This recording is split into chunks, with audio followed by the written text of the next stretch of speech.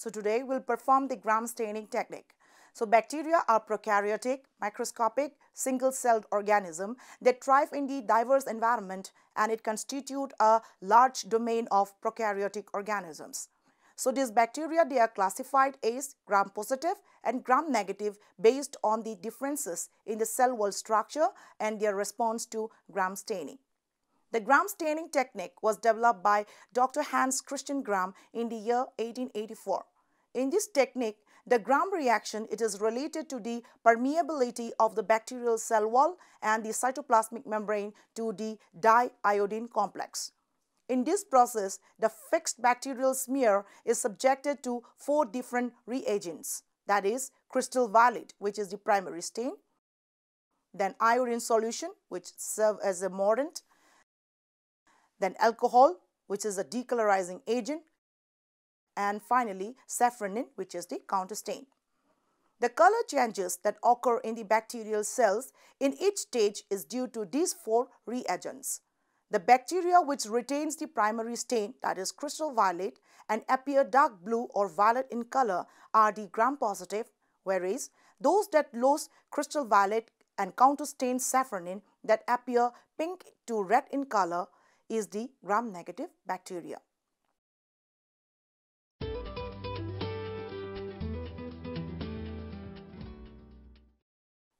Gram staining, it is based on the ability of the bacterial cell wall to retain the primary stain crystal violet dye during alcohol treatment. The cell wall of gram-positive microorganisms have the higher peptidoglycan and lower lipid content than as compared to the gram-negative bacteria. So iodine is subsequently added as the mordant to form the crystal violet iodine complex so that the dye cannot be removed easily. This step, it fixed the dye to the cell wall. However, subsequent treatment with a decolorizer, which is 95% ethanol, it dissolves the lipid layer present in the gram-negative cells. The removal of the lipid layer, it enhances the leaching of the primary stain, that is crystal violet, from the cells into the surrounding. In contrast, the alcohol dehydrates the thicker gram-positive cell walls, closing the pores as the cell wall shrinks during the dehydration.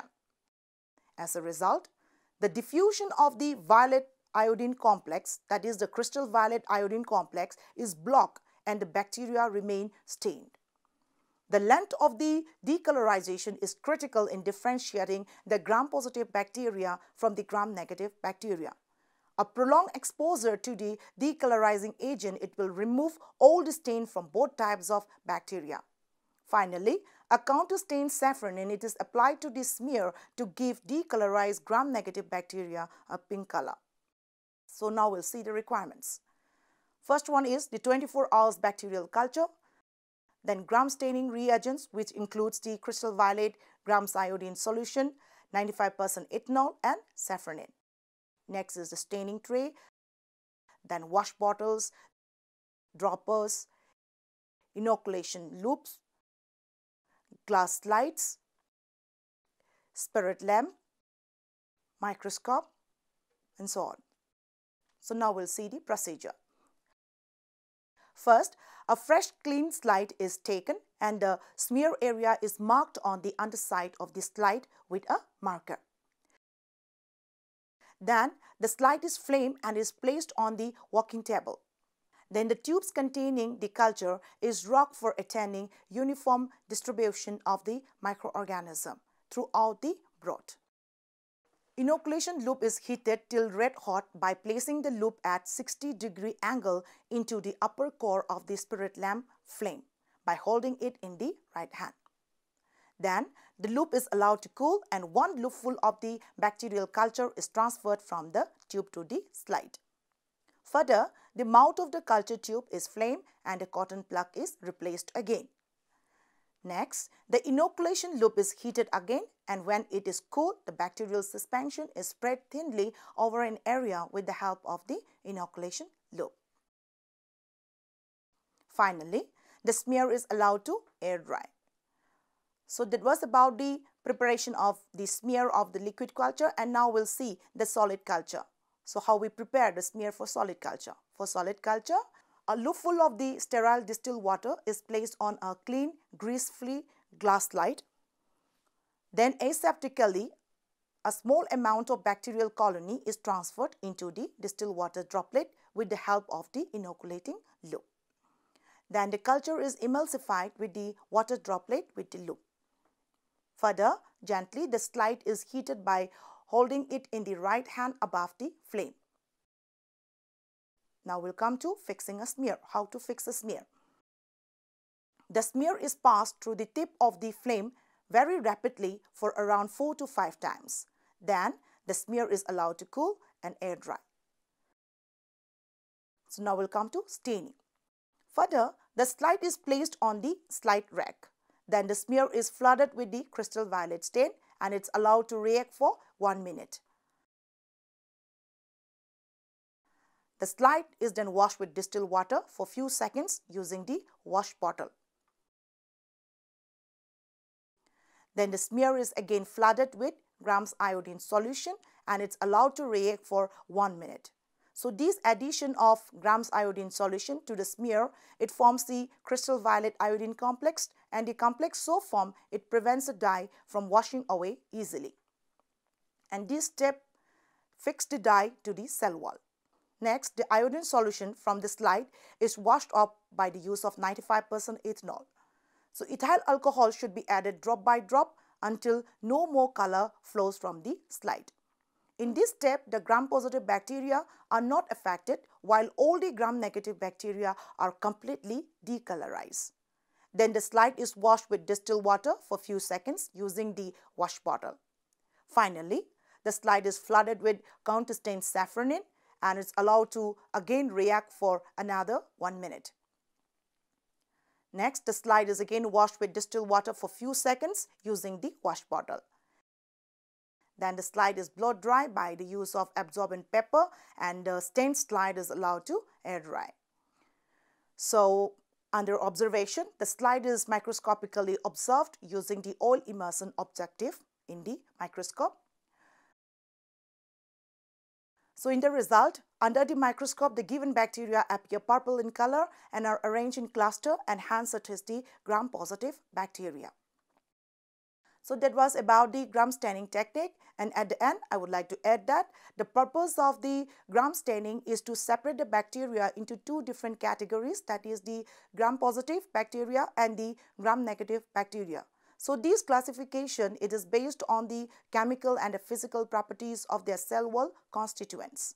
The result of the gram staining reaction reveals whether the organism is positive or negative based on the color the organism appears after staining. So gram-positive organisms will not be easily decolorized and retain the purple stain of crystal violet, while gram-negative organisms will be decolorized by the alcohol and are subsequently stained by the safranin and it appears red or pink in color.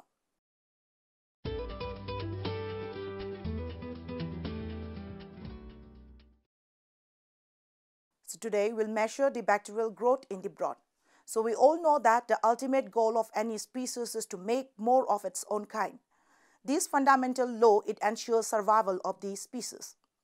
An increase in cellular constituent is termed as the growth. A typical bacterium, it grows by increasing its length and masses, which facilitates the expansion of its nucleate as its DNA replicates. As DNA replication comes near to completion, the cell, in response to complex genetic signals, begins to synthesize an equatorial septum that ultimately separates the 2 daughter cells. Such a process is termed as the binary fission. In this process, one parent cell, it splits into 2 daughter cells. Usually, microorganisms, they are cultivated in the liquid medium and are grown in the batch culture or the closed system. So as no fresh medium is provided during incubation, nutrient concentration, it gets declined and the concentration of the waste increases. Further, the growth of the microorganism can be plotted as the logarithm of the cell number versus the incubation time. The resulting curve, it has 4 distinct phases. The first phase is the lag phase. Second one is the log, or also known as exponential phase. The third one is the stationary phase. And finally, it is the death or the decline phase.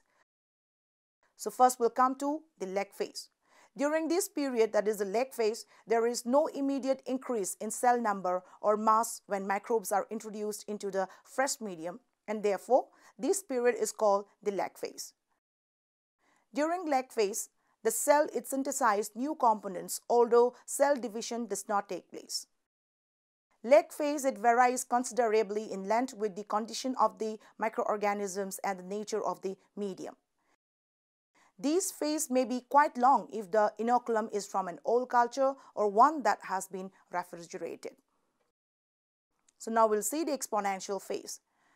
Microorganism, it grows and divides at the maximal rate during the exponential or the log phase.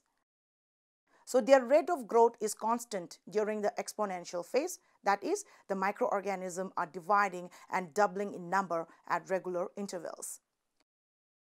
As each individual divides at a slightly different moment, the growth curve it rises smoothly. Then the population of microorganisms is considered to be most uniform in terms of chemical and physiological properties during these phases, and hence exponential phase culture are usually used in biochemical and physiological studies. So in the stationary phase, microbial population growth ceases and the growth curve it becomes horizontal during a phase that is known as stationary phase. During this phase, that is the stationary phase, bacteria attain a population level of around 10 to the power 9 cells per ml. But the final population size, it depends on nutrient availability and other factors such as the type of microorganism being cultured. During this phase, the total number of viable microorganisms it remains constant. This may result from a balance between the cell division and the cell death, or the population may simply cease to divide though they remain metabolically active. So microbial population, they enter the stationary phase due to several factors. The first factor is the nutrient limitation. The second one is limited oxygen availability. And the third one is the accumulation of toxic waste product. The final phase is the death phase. So various detrimental environmental changes such as nutrient deprivation and the accumulation of toxic waste, it leads to the decline in the number of viable cells. Such a phase is termed as the decline phase. The death of a microbial population is like its growth during the exponential phase, which is usually logarithmic. A constant proportion of cells it dies every hour. Although most of the microbial population it dies logarithmically, the death rate may decrease after the population has been drastically reduced. So this is due to the extended survival period of a particular resistant cell. So now we'll come to principle. Determination of bacterial growth, it requires an inoculation of a sterile broth medium and the incubation of the culture under optimum temperature and gaseous condition. The bacteria, they will reproduce rapidly under the given condition, and the microbial growth may be measured by turbidity measurement. So this technique, that is the turbidity measurements, it relates the cell number to the turbidity or the cloudiness of a broth culture. Turbidity or optical density is not the direct measurement of bacterial cell numbers.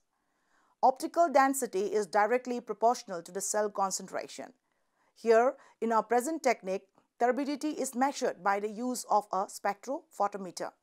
It is an instrument that measures the amount of light that is transmitted directly through a sample. So, with the increase of the bacterial numbers, the broth becomes more turbid and it causes the light to scatter and allow less light to reach the photoelectric cell. So, the change in the direction of light is indicated in the spectrophotometer as the percentage of transmittance. So this percentage of transmittance, it's the amount of the light passing through the suspension, and the absorbance. So this absorbance is a value that is derived from the percentage of transmission. So the relationship between the percentage transmission and the absorbance is exactly the same as the relationship between percentage transmission and the optical density, that is OD. Thus, we can read the values on the log scale, that is absorbance, and consider this to be the OD value, that is the optical density value. Bacterial growth curve construction, it requires a sample of 24 hours check flux culture. So now we'll come to requirements.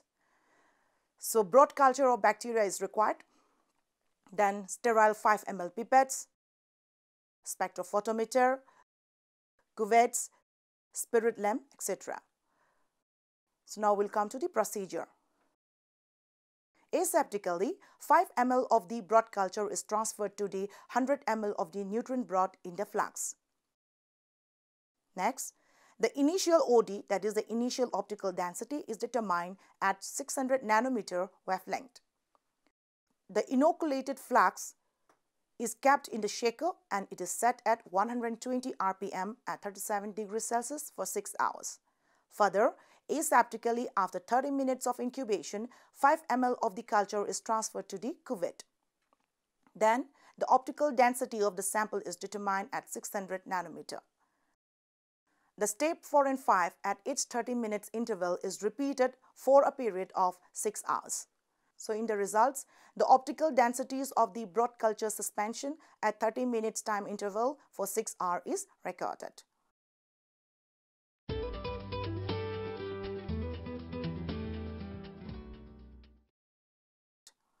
So to conclude, bacteria, like other forms of life, must have proper environmental conditions including temperature, sufficient space and nutrient in order to survive. Given the relative simple nature of the replicative process of bacteria under optimal conditions, their number will increase geometrically in a very short period of time. And enumeration of the microorganism is especially important in dairy microbiology, food microbiology and water microbiology. Knowing the bacterial count in drinking water, fresh milk, yogurt, etc. can be very useful in many aspects of industrial microbiology.